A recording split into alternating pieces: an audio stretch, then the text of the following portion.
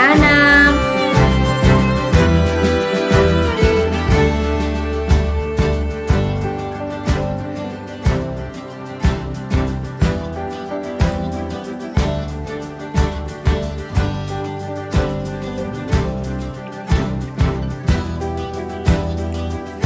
Pentsatzen dut, normala dela orduri egotea lehenengo egunean.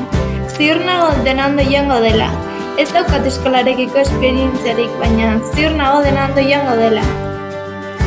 Ondo baino beto, seguro horrela izango dela. Ziur nago, urte batzuk atzeratuta nabil, baina ez da arrazoia baikorra ez izateko.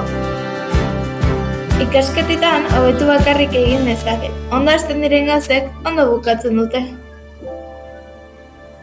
Polikiago, mesedez. Ondo ongo da lagun berriak egitea, baina zaila izango da toki bat aurkitzea, izan ere besteak betidanik ezagutzen dute elkar. Eskolara joatea nire bizitzak ametsa, zer atera daiteke gaizki? Oh!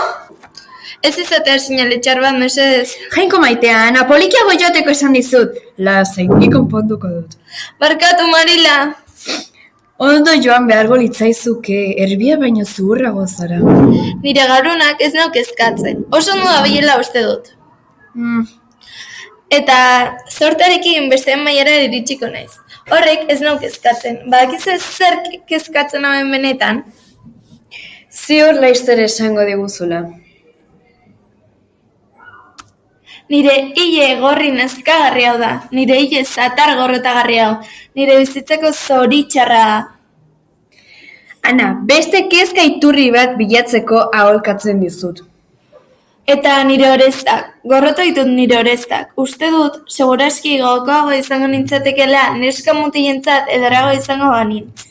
Ergelkeriak arroputz galanta zara. Larruxa ez balitza derra izango, inorrez litzateke lituko gure eusaintzen. Gainera, ez naiz izan arroputza eta itxusia. Nahikoa da, eskolan ondo joango zaizu, tontakiriak guzten baldin badituzu behintzat. Entzun nauzu,